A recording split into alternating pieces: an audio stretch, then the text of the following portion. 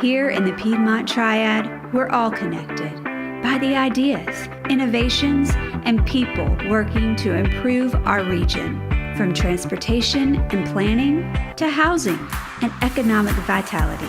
We bring those conversations to you. Welcome to the Triad Regional Connections Podcast, hosted by Audra Adams and Lamar Powell, brought to you by the Piedmont Triad Regional Council. Hi, my name's Lamar Powell, and welcome to the podcast today. Our guests today are Andrew Edmonds and Carter Spradling, and we're here to talk about transportation and transportation safety. Wow. Thank you guys for being here this morning. Thank you. Thank you for having us. Oh, such an important topic that we're going to be on today. So let's just get right into it. Tell me, Carter, what it is that you do at PTRC. So I'm the Assistant Planning Director at Piedmont Triad Regional Council, and part of my duties is to act as the administrator of the Northwest Piedmont Rural Planning Organization. That organization generally serves a transportation planning focus, and this project that we've worked on for a little over a year, our Regional Safety Transportation Action Plan, is a product of that. Nice. Now, how did you come to be working with Andrew? So the PTRC region is huge. We encompass 12 counties, many dozens of municipalities across those areas. And as I run the Northwest Piedmont Rural Planning Organization, there are several other planning organizations within our 12 counties. So there's another RPO, and the counterparts to those rural planning organizations are the Metropolitan planning organizations. And we have 4 of those in the region as well. Andrew here is the director of the High Point Metropolitan Planning Organization. And so we run in a lot of the same circles, deal with a lot of same processes, and see a lot of the same issues and deal with the same people. So it made good sense for us to partner on this project. What are some of the differences in the challenges that you face in the rural and you face in the metropolitan? Just procedurally, the way that the MPOs and RPOs are organized and recognized by the state and federal governments are a little bit different. As far as direct challenges, funding is definitely an issue for rural areas where we don't have any directly allocated funding for any of our efforts that we undertake. We have to go through some pretty competitive state processes for funding. Generally, rural roads are much more dangerous than urban roads. And you've obviously got populations that are much more spread out. And that, you have places where you don't have sufficient lighting on your roadways or curves, or just the distance traveled in between places can be problematic. Right. And with the metropolitan, what do you see your biggest challenges are? Sure. I think one thing with the rural is speed is a factor, because a lot of these roads are designed to handle much higher speed, which then, if you're involved in a crash, can be a lot more deadly or serious of an injury. But for our area too, speeding is still an issue, but we see a lot more vulnerable roadway users. These are folks that are pedestrians or bicyclists, transit users. We call them vulnerable roadway users because they don't have a natural barrier to prevent a serious or fatal crash from happening if they were impacted by a traffic accident. So we have a lot of more pedestrian crossings that we have to deal with, as well as access management. We have a lot of businesses along our urban corridors that driveway after driveway.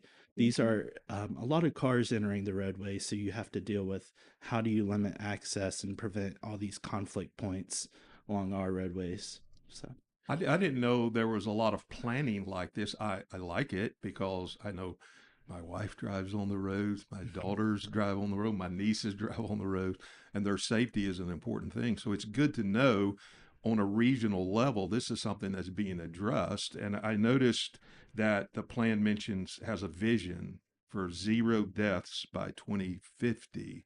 So Andrew, what is that about? I think we've gotten the question as we're doing this plan, is 0 deaths a a practical thing, or is it more a principle? I think really it can be both. You have to humanize the deaths that you're seeing. We deal with a lot of numbers in transportation, whether it's the millions of dollars going to projects, a lot of data. But to humanize this data is incredibly important. These are families being impacted. These are people's lives are being uprooted by a traffic injury. So it's not only it's a guiding principle, yes, but it's not, is to prevent injuries from happening rather than thinking they're inevitable crashes. You want to make sure that we're thinking in this of ideas of how can we prevent this rather than just assuming a fatal injury is going to happen. Yeah. That's huge. Go ahead. And Carter, what about examples of this? Because I know you had mentioned to me the other day when we had a conversation, some examples of how you can improve Sure. a situation to make it safer. Well, first, I want to add something that Andrew said. I always view this project through two lenses. One, to Andrew's point, every single one of these fatalities and serious injuries on our roadways were someone's father, sister, daughter, and absolutely can wreck somebody's life. The second part of that is every single one of them is needless and preventable. There is zero reason that anyone should die on our transportation networks. And so, this is a chance to really do a deep dive into the problem areas of our transportation networks. And to answer your question, Lamar, this could be, taking one of these metropolitan downtown high point crossings where we have, multiple pedestrian fatalities, or, we have sight lines for our vehicles coming up at an intersection that aren't conducive to transportation safety. This takes a deep dive into some of those scenarios and then prescribes recommendations to be able to address those deficiencies in the network. And so this might be something like simply striping that intersection appropriately, or adding a flashing beacon, or adding some sort of refuge in that crossing for pedestrians, or even just new signage saying, hey, there's a intersection coming up. And so through this plan, we've been able to identify these problem areas and focus our efforts and delineate some of the information about it, and eliminate some of the variables that'll let us address these efficiently. So this is, I had this printed up. I know this is a draft copy, right? That's right. When is this going to be published? Do we know? So it should be pretty soon. The plan itself, for all intents and purposes, is finished. We've done our last round of public feedback on the plan. Now, the next step will be for that to be adopted by our rural planning organizations and the High Point MPO. And then we'll also go to our county legislatures and get them to adopt that at a county level. What struck me with just learning what I have a little bit is that the percentage of fatalities is 27% higher than the state. Am I reading that right? That's right. Yeah, it absolutely is right. And so at one of our last RPO meetings, this was actually the Piedmont Triad RPO, one of our board members, Commissioner Mark Richardson from Rockingham County, pointed that out and said, what's the story behind this? Why is there this discrepancy? And so we went back and looked at the data, and it was actually pretty interesting to try to figure out a correlation. Now, obviously, our region is unique and it has its own challenges and data inputs. But from what we could tell, the RPO regions, the rural parts of our region, were actually a little bit safer than most of the other rural parts of the state. However, the High Point Metropolitan Planning Organization is a little bit unique in the way that other MPOs are set up across the state.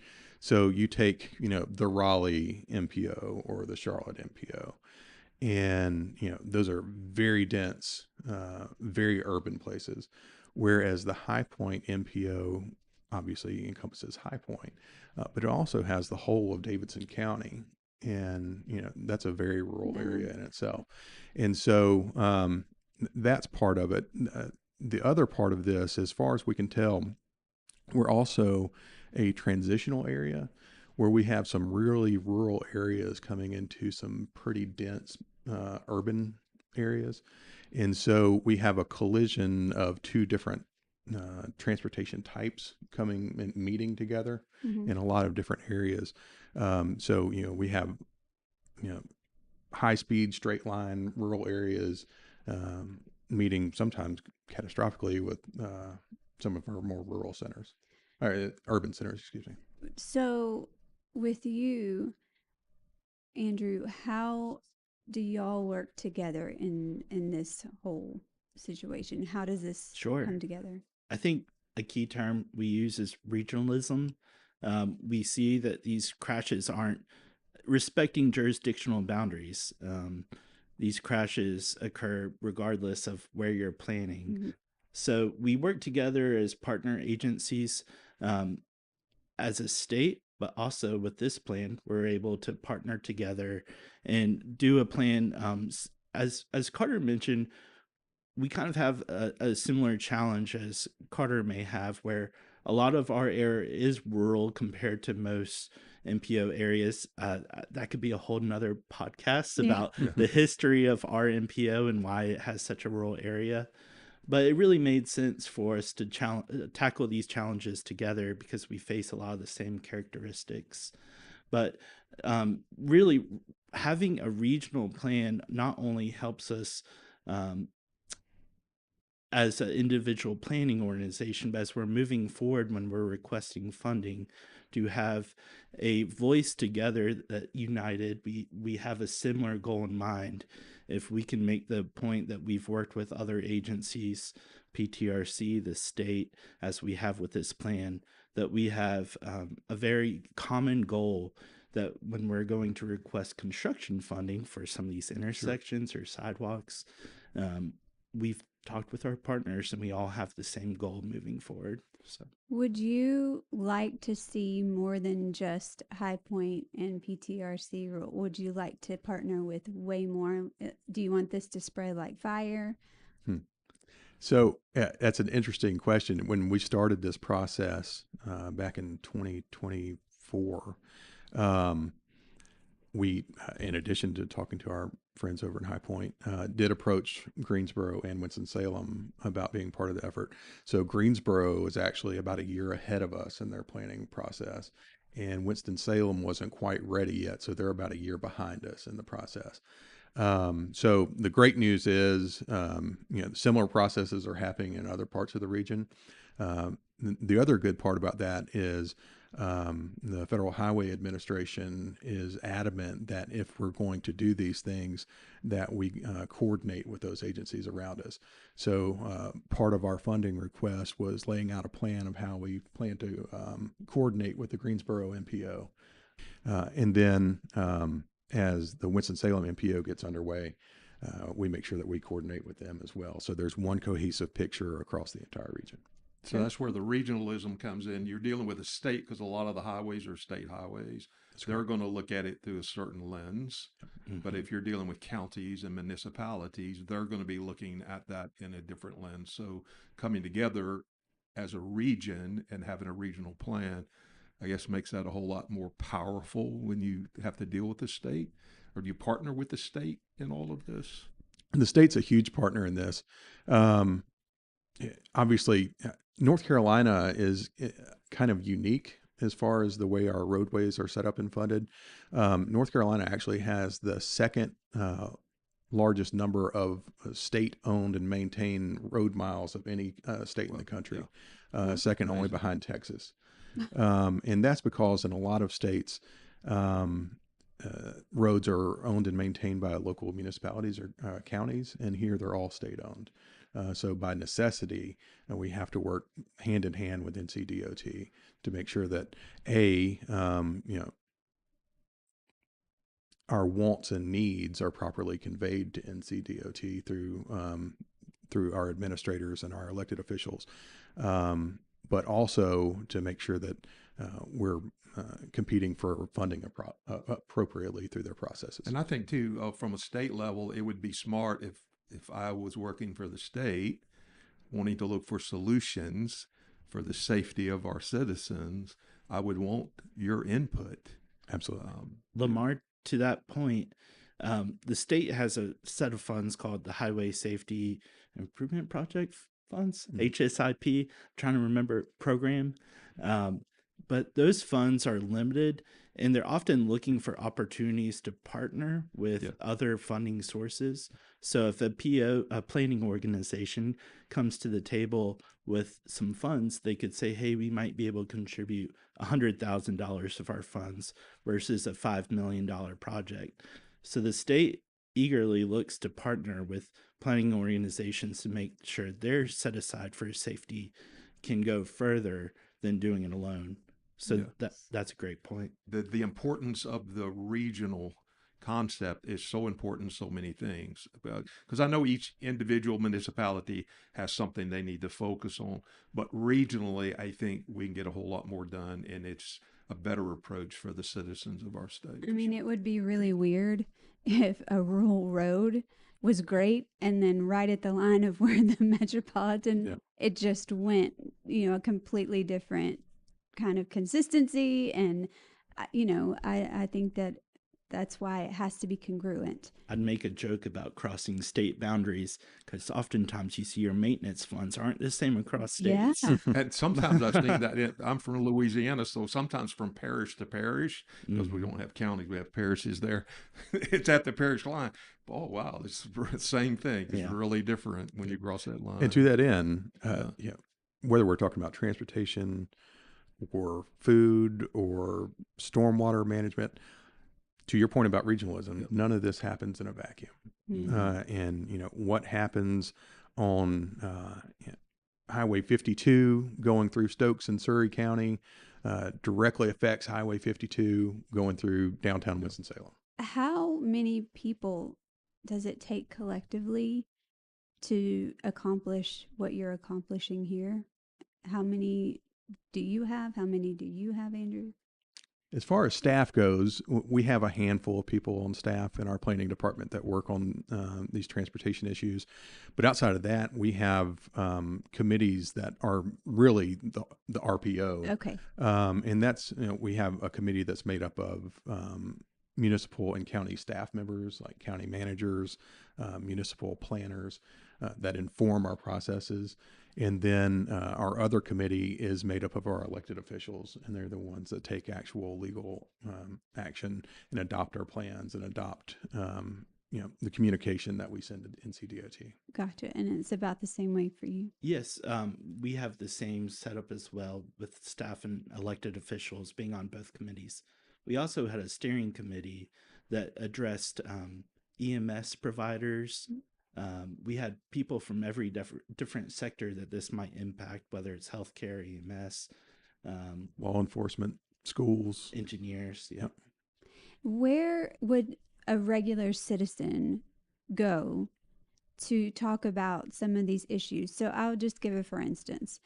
One of my daughters was just involved in a wreck a week and a half ago, and it had to do with the sun not being, it drowned out the light color. She thought it was green, it was red. Things like that we deal with as drivers, and we just don't think about. We're like, oh, this is just how it has to be.